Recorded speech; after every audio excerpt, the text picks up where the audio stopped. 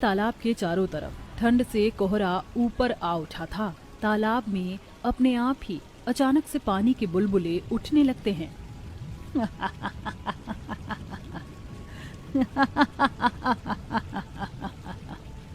तभी चुड़ैलों के हंसने की आवाज आने लगती है। देखते ही देखते तालाब के बुलबुले उठते हुए पानी से दो चुड़ैल निकलकर बाहर आती हैं। अब इस मौत के तालाब में किसके आने की बारी है? अभी तक तो कोई मुझे दिखा नहीं। बहुत जल्द शिकार खुद ब खुद चलता हुआ यहाँ आएगा। बस हमें अपने मधुर स्वर में गाने की जरूरत है। चलो फिर अपना शिकार ढूंढते हैं। मोहिनी और रागिनी दोनों गाना गाती हैं।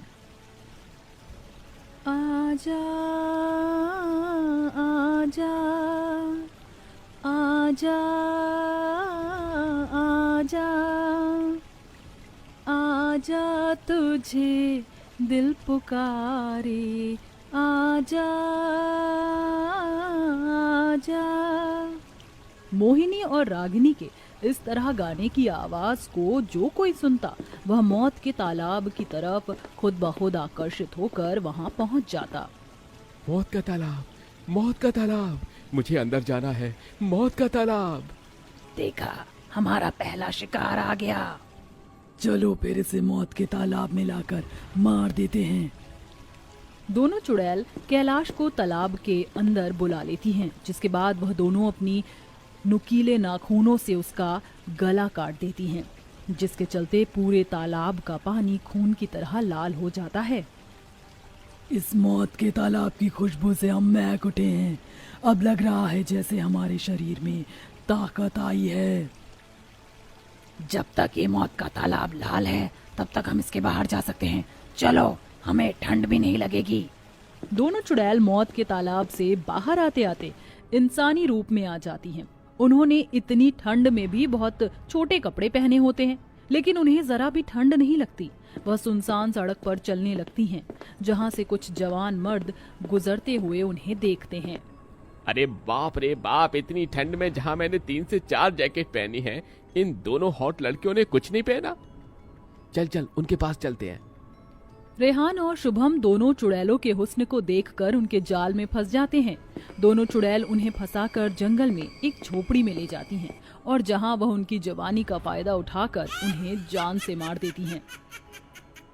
अब मैं और खूबसूरत और हसीन बन जाऊंगी। मुझे कुछ हो रहा है। लगता है मौत के तालाब के अंदर का खून खत्म हो रहा है। हमें वहां जाना होगा। चलो जल्दी। मोहिनी और रागिनी दोनों चुड़ैलों को धीरे धीरे ठंड लगने लगती है और वह दोनों मौत के तालाब के पास पहुंचने वाली होती हैं। लेकिन तभी उनकी हालत और भी ज्यादा खराब हो जाती है। किसी तरह वह वापस मौत के तालाब के अंदर घुस जाती हैं। आखिरकार हम मौत के तालाब के अंदर आ ही गए। मुझे लगा था कि शायद आज हम वापस इस तालाब के अंदर नहीं जा पाएंगे और हमारी ये मौत के तालाब की भूख हमें ही खाने वाली थी। चिंता क्यों करती हो चुड़ैल? मौत के तालाब की भूख हमारी कभी खत्म नहीं होगी, तुम देख लेना।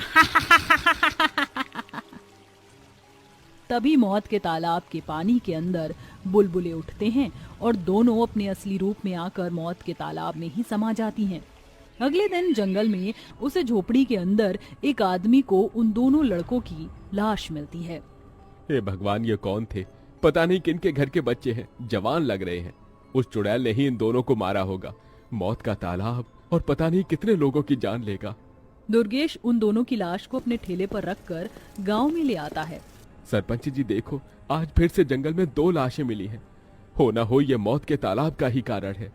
हे भगवान, ना जाने किसके बच्चे थे, कौन अपने बच्चों को खोकर बैठी है, ये तो पहचान में भी नहीं आ रहे। तभी एक शकुंतला नाम की औरत रोते हुए अपनी छाती पीटते हुए पंचायत के अंदर आती है। सरपंच जी, मेरे दोनों बेटे गायब है, मेरे बेटों को ढूंढ दो। 2 लड़कों की लाश देखते ही शकुंतला फूट फूट कर रोने लगती है। हाय नहीं, चुड़ैल खा गई मेरे दोनों बेटों को, अपनी हवस का शिकार बना लिया। भगवान, ये तूने क्या किया? ये दोनों ही तो मेरे सहारा थे, दो ही तो बेटे थे मेरे, तूने उन्हें भी मुझसे छीन लिया। बहन, अपने आप को संभालो। नहीं संभाल सकती मैं अपने आप को नहीं संभाल सकती। कैसे संभालूं अपने आप को? मैं अपने बेटों की मौत का बदला लेकर रहूंगी, चाहे कुछ भी हो जाए। मैं उन चुड़ैल और मौत के तालाब को नहीं छोड़ूंगी। शकुंतला अपने बेटों की मौत के बाद पागल हो जाती है। वह चुड़ैल को मारने के लिए अपनी कुदाल उठाती है और जंगलों की तरफ भागना शुरू कर देती है। इसके बाद वह मौत के तालाब के पास पहुंच जाती है। इस मौत के तालाब ने मेरे दोनों बेटों को खा लिया। इसके अंदर से ही निकलती है वो दोनों चुड़ैल। आज मैं उन दोनों चुड़ैल को मार दूंगी। निकल चुड़ैल की बच्ची, बाहर निकल। आज तुझे मुझसे कोई नहीं बचाएगा। शकुंतला को एक अजीब सी आवाज आती है और वह मौत के तालाब के पास आकर्षित हो जाती है।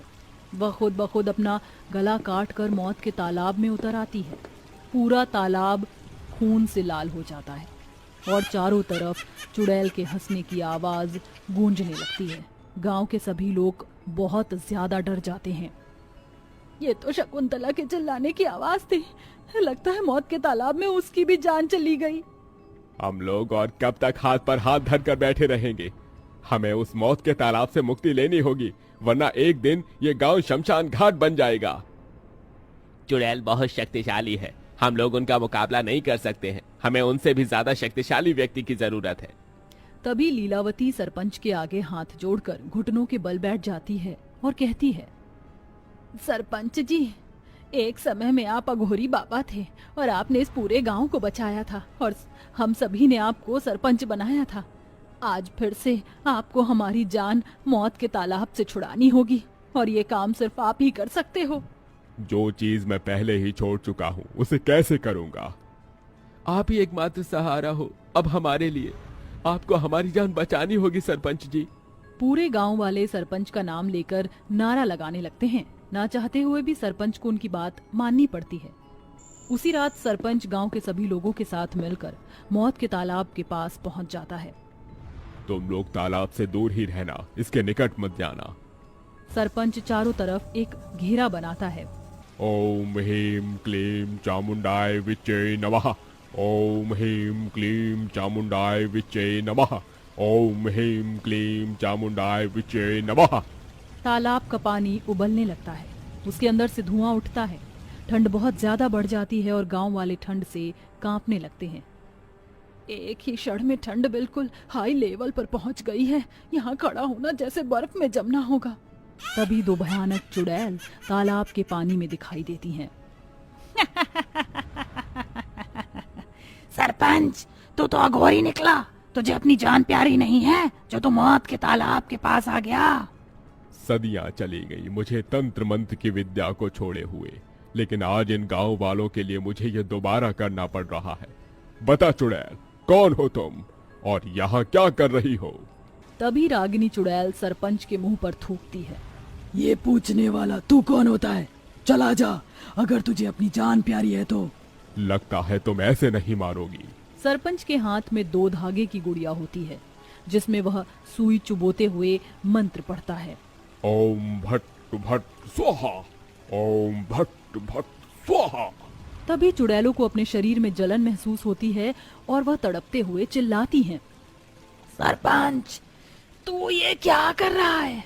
मत कर, ऐसा हमें दर्द हो रहा है। अब सीधी तरह बता दे, कौन है तू और यहाँ तालाब के अंदर क्या कर रही है? सब बताती हूँ, लेकिन दोबारा ऐसा मत करना।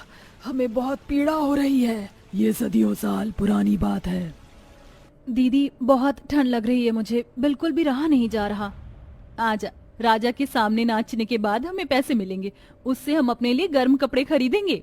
मोहिनी और रागिनी नाचने वाली थी। ठंड में उन्हें छोटे कपड़े पहनकर नाचना पड़ता था। मुझे तुम्हारे नृत्य में मजा नहीं आया, दोबारा अच्छे से नाचो। मोहिनी और रागिनी गाना गाते हुए नाचती हैं, लेकिन ठंड से रागिनी बेहोश हो जाती है। इन दोनों ने मेरे अच्छे समय पर मेरी तौहीन की है। आज खुशी का माहौल था और इन्होंने सब बर्बाद कर दिया। इन्हें ले जाओ यहाँ से और तालाब में फेंक दो, तब इन्हें इनकी गलती का एहसास होगा। राजा बहुत खड़ूस था। वह अपने सिपाहियों से मोहिनी और रागिनी दोनों बहनों को तालाब में फिकवाने के लिए कह देता है, लेकिन वह सिपाही उन्हें जंगल में एक कुटिया के अंदर ले जाकर उनके साथ गलत करते हैं और उसके बाद उन्हें ठंड में मरने के लिए तालाब में छोड़ देते हैं। दोनों बहनें ठंड से तड़पते तड़पते तालाब में मर जाती हैं, लेकिन उनके मरने के बाद भी उन्हें मुक्ति नहीं मिलती। राजा के बच्चे ने हमें मार दिया। हमने ठंड में उसके साथ नाचा, लेकिन अब और नहीं। अब हम अपनी मौत का बदला लेंगे। इतनी गलती पर हमारे साथ इतना गलत हुआ। जिन्होंने हमारे साथ गलत किया, हम उन्हें भी नहीं छोड़ेंगे। रागिनी और मोहिनी चुड़ैल बनकर मौत के तालाब में अपनी शक्तियों के द्वारा राजा को आकर्षित करती हैं और उसे तालाब में ही मार देती हैं। इस प्रकार दोनों चुड़ैल बहनों ने तालाब के ऊपर कब्जा कर लिया था और धीरे धीरे पूरे गांव को वो शमशान बना देती हैं। तब से ही इस मौत के तालाब में न जाने कितने लाखों करोड़ों लोगों की जान गई है। तुम्हारे साथ जो हुआ बहुत गलत हुआ, लेकिन अब इन गांव वालों को सजा मत दो। पहले ही तुम बहुत मासूमों को मार चुकी हो, इसलिए इस तालाब को छोड़कर हमेशा के लिए यहाँ से चली जाओ। नहीं जाएंगे, नहीं जाएंगे, यहाँ से हम कहीं नहीं जाएंगे। यहाँ से जाना होगा, अन्यथा मुझे तुम्हारा वो हाल करना होगा जो तुमने कभी नहीं सोचा होगा। सरपंच, तू हमारा कुछ नहीं कर पाएगा, हम तुझे मार देंगे। रागिनी और मोहिनी दोनों चुड़ैल बहनें अपना गाना गाती हैं। सरपंच को छोड़कर गांव के सभी उस गाने से आकर्षित हो जाते हैं और मौत के तालाब में कूदने लगते हैं। चुड़ैल बहनें उन्हें मारना शुरू करने लगती हैं, लेकिन तभी सरपंच अपनी दिव्य शक्तियों का इस्तेमाल करता है और आहुति में मंत्र फूंककर दोनों चुड़ैलों के ऊपर फूंक देता है, जिससे वह गांव वालों को मार नहीं पाती और तड़प तड़प कर उस तालाब से हमेशा के लिए मुक्त हो जाती हैं। इस प्रकार मौत के तालाब की कहानी खत्म होती है और गांव वाले खुशी खुशी रहने